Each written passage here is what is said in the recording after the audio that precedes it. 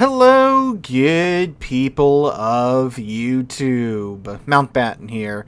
And today, actually Wednesday, yesterday, the day of recording, an event went live in the Armory. An event which is, in my opinion, one of the most predatory and disingenuous events that Wargaming has thrown up in World Warships in quite some time, and that is the La Pampa event, or La Pampa event, however you say the ship's name. So the La Pampa, however you say the thing's name. This is the Tier 10 Pan-American destroyer that was in testing for some time. It's a bit of a wall of skill launcher. You've probably seen, well, it very quickly followed by 30 torpedoes rapidly approaching your destination during her testing phase. And, well, she is out now. And the way you acquire her is through the Voyage to La Pampa event in the Armory. And I gotta say, this is something else from Wargaming here. Now, what really kind of rubbed me the wrong way about this event is that, first off, when you load up into the Armory after logging in, since this event has gone live, there will be a message waiting for you saying that you can get the La Pampa, again, however you say it, for up to 51% off in the Armory. Now, at first, I was like, oh, okay, maybe there is something you can do to where you can, get the ship at half off. And considering this is a Tier 10 premium ship, those typically go for 170, what is it, like 175, 177 US dollars. So getting it for a mere half of that cost looks pretty attractive. And yeah, if you were just your average Joe getting on and loading into the Armory after coming home from work, yeah, again, that looks pretty promising. And then when you go into the event, it is pretty convoluted. Now, yes, there is a few ways to get quite a bit off the overall price of your La Pampa in this event. You can acquire, well, let me get to how you get the ship in the first place. You have to, of course, do what Wargaming loves to do with these events and acquire a new, unique currency.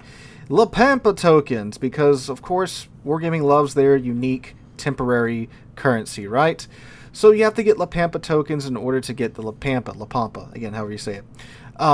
Which, okay, whatever, we're used to that by now.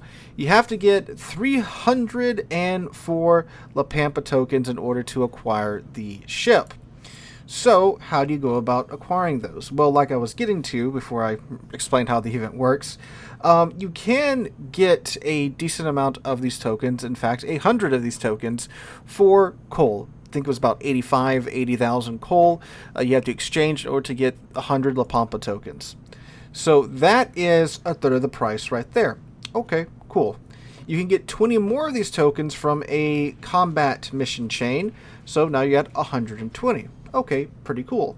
So you need 186 tokens after that. Editing Sealord here, I forgot to mention that there is a coupon where you can get another 20% off of the La Pampa, but it's only good until November 16th. So again, leaning more into that FOMO, buy it now, throw your wallet at the screen, type of predatory FOMO that Wargaming has really been leaning into recently with some events. So I just want to mention that here going forward. All right, where do you get those at? Well, then that's where the event really goes downhill. So you hop on over into the La Pampa event in the Armory, and you'll see that there is, of course, a random bundle chain for you to partake in. Again, nothing really overly new for us, but the way they have these bundles set up this time, it's kind of not that fantastic. So the bundles cost 999 dubs each. Each, mind you, okay? And there are 77 of these bundles. Now, of course, like in many a random bundle event in the past, the La Pampa tokens are sprinkled throughout the bundles. However, they are sprinkled a little unevenly, shall we say. So in these 77 bundles, well, first off, before we even get into the bundles that have the tokens, roughly 27 bundles from my count do not have any tokens in them whatsoever. In fact, there are 6 bundles which only contain permanent camouflages. Permanent camouflages and nothing else. Now, of course, as I'm sure most of you know, camouflages do literally nothing in the game anymore. Of course, back in the day, that's how we got our economic bonuses and the detection bonuses, the detection buff to our ships and the dispersion debuff to the incoming shellfire. But of course, that's all changed, and these permacamos are literally, worthless in terms of, how they can, enhance your gameplay or enhance your ship's economic performance. So many players, consider these to be basically worthless. So there you go right there. So that's 6 of the bundles. A further 20 of the bundles do not have any of the Pampa tokens in them. Now, they do have stuff that's worth value, right? You do have blue rare economic bonuses in 20 of these bundles, which, okay, blue economic bonuses are blue economic bonuses that, of course, can help you out, with earning credits, XPs, ship XP, commander XP, all that jazz. And you do get a full set of blue tokens, 3 of each of them in those bundles. But again, that's a further 20 bundles that don't have anything that's getting us closer to getting our Pampa. So out of the gate, 27 of the 77 bundles do not have tokens in them.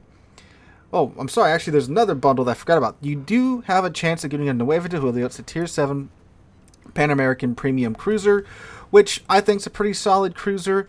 But again, if you're going from the viewpoint of someone that wants the Pampa, then this, of course, isn't what you want. Now, of course, if you get a Tier 7 Premium Cruiser for 999 dubs, that's a pretty good roll in my opinion. But again, still, it's not one that's getting you closer to getting the Pampa. So that leaves us with the other 50 bundles. Now, the other bundles, of course, like many of these random bundle events, there are bundles that do have more of these Pampa tokens than other bundles. You have one bundle that has 150 Pampa tokens. So that's pretty good. I mean, if you already have the 100 and the 120, and the 20 from the combat mission chain, you have 120 tokens. You only need, again, a little bit more, 186 more. So you get the 150, you only need 36 more tokens. Pretty good. It is. So you got one of those for then there are 3 bundles that have 50 Pampa tokens. And then there are 6 bundles that have 15 Pampa tokens. Okay. So the other bundles that do have Pampa tokens have a measly 3 Pampa tokens. So the credit and free XP bundle and the coal bundle have a whopping 3 tokens in each of them. And those 2 are 40 of the remaining bundles, okay? So that's not very fortunate if you don't have, good fortune, and you get stuck having to, constantly throw your wallet at the screen, and you have to slowly get the rest of your Pampa tokens, even if you do the combat missions, even if you hand over the 85 or 80,000 coal to get the 100 Pampa tokens, then you gotta slowly grind your way through these other bundles for, again, 999 credits a bundle. And yeah, you are getting coal, you are getting credits and free XP, you're getting stuff that's worth value, but it's not really what you want, right? You want the Pampa. So, after all of that, yes, you will get a Pampa eventually, but throwing a bunch of money at the game and potentially getting a bunch of stuff that you don't want. Again, this is if you don't get any of the permanent camouflages, you don't get any of the rare bonus bundles, right? You don't get the Nueva de Julio, which, yeah, again, that's a pretty good deal if you do roll Nueva de Julio anyway. But of course, the draw is the Pampa, and this is after they shove a big old thing in your face, big old ad in your face the second you open up the armory that you can get this thing for 51% off. Now, yeah, of course, like with all gambling, right? You could get lucky, and you could get the 150 Pampa tokens and the 50 Pampa tokens, and you just need a few more after that. I, fortunately, got this thing in, 6 bundles, because I wanted to try it out, of course, but I want to talk about the event by itself instead before we talk about the ship. So, this is extremely predatory in my opinion. Yeah, I'm sure technically if you do the math, it probably does come out to be pretty close to getting it 51% off if you are lucky. But maybe, you don't have the coal and you don't have, or you don't feel like playing the combat missions, which I guess that is, on you. Yeah, sure, technically, yeah, you can get it for 51% off, but the fact that a lot of that is heavily dependent upon your RNG and how much you have to grind your way through the random bundles with your wallet, right? that's just like, ugh, I don't like that. It leaves a bad taste in my mouth, which, again, like I said, mathematically, it might work out. I've seen some players say they got for as few as 24,000 doubloons. Some have said that, they've had to dump like 40,000 doubloons on the event. Again, tier 10s go for like $170, so yeah, half of that is still like what, $80, $60, $90. It's like what, 85-ish dollars overall.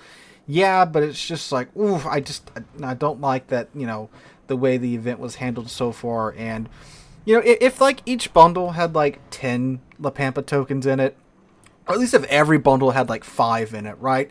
It's at least okay, at least I can be working my way to it no matter what I get out of the event. But, having 27 of the bundles have no tokens in them, and then the vast majority of the rest of the bundles have a mere 3 tokens in them, it's just, I don't like that. The La Pampa, though, is it even worth it in the first place? Well, the La Pampa's pretty dumb. You have 15 torpedoes with angles that make the Japanese cruisers blush, with range that most tier 10 destroyers, well, they have this or better. You have 10.5 kilometer range of those torpedoes with an alpha rating that is a little bit better than the Pan Euro destroyers at 17,000 alpha. But yeah, sure, you have combat instructions, which gives you an 85% boost to the cooldown time of your consumables, and it gets filled up by you simply not being spotted. For every 10 seconds, you get a 5%, 5% of your combat instructions filled. So yeah, that's pretty easy. Just stay undetected with a ship that has a really good concealment rating at 5.8 kilometers fully built. That's pretty easy. So you pop that, you pop your torpedo reload booster with your 15 torpedo tubes, and now you got 30 torps on the way. I was able to get it to work, and I'm a terrible torpedo destroyer player, right? So that worked, but you gotta play, within 10.5 kilometers of the enemy ships. And considering this is tier 10 with a lot of radar at tier 10, that is very dangerous to your long-term survivability. And the ship isn't really that fast, even with Joachim on there in getting his speed boost after 2 charges of the combat instructions. Still wasn't that fast of a destroyer, right? You do get a heal, though, so that's kind of nice. Makes it a little more comfortable to play. Forget fighting anybody, because you have 2 turrets in the front, and you aren't a... I just forgot the name of it. The Research Bureau British destroyer that has the 2 turrets in the front. You're not one of those, so you don't have the great fire rate to keep up with, other destroyers. Druid, that's what I was thinking of. You're not a Druid with those 2 turrets in the front, so yeah... So you're, purely a torpedo boat, and yeah, if you can't get within 10.5 kilometers of enemy ships and you're good at torpedoes, it's a pretty powerful ship. It's not replacing the Shimakaze, in my opinion, as the king of torpedoes for tier 10 destroyers, because the Shimakazes, you have the 20 kilometer torpedoes and the 12 kilometer torpedoes, so you have more range there, right, overall than the La Pampa. And of course, you have the Japanese torpedo alpha, the freaking 24, 25,000 damage, right? So that's pretty good compared to the 17,000 damage and the 10.5 kilometer torpedoes that the Shimakaze has. Although, doesn't she also have the 8 kilometer torpedoes? So I guess if you're a Giga Chat, you can play the 8 kilometer torpedoes on the Shimakaze. So there's that. So yeah, it's a goofy ship. It's a ship that is, of course, perfect for an event like this where Wargaming wants to, generate a bunch of buzz about a ship and then get you to run to the armory and try to, throw your wallet at the game as fast as possible in order to acquire said ship. If you get lucky and do get it for like 6,000 doubloons and some coal, like what I did, sure, cool. But it's not really worth going throw a bunch of cash at the event to try and get her right now. So yeah, well, again, the math, I'm sure if you do it in the end with all the items you get in the random bundles, it probably checks out. You are getting what you're technically paying for. So you're technically getting what you're paying for. Keep in mind that you're going to be paying for a bunch of stuff that, you may not necessarily want. You want the La Pampa, but you're going to be paying for all of these economic bonuses, all these ship camos potentially, all these, credits and free XP that, again, you may not be wanting to get in the first place. So, yeah, that's my 2 cents on it. It's a pretty easy pass for me and for most of you, because, most of you guys that are watching this channel are battleship mains. So, yeah. Destroyer Lords, if you would like to weigh in on the La Pampa, feel free to do so in the comments down below. But I generally advise you, unless you want, a bunch of random stuff from this event, to just, pass over these events like this. We don't know when the La Pampa is coming back to the armory. Safe bet, a year from what we've seen with previous ships that are released in this manner. So there's that. But anyway, guys, let me know what you guys think about the La Pampa and this event in the comments down below. In my personal opinion, it's pretty predatory and something that I would like to see less of going forward wargaming if you are listening. So, guys, again, let me know what you guys think in the comments down below. Hope you guys have a wonderful Friday, wonderful weekend. Hope to catch you guys in the next one.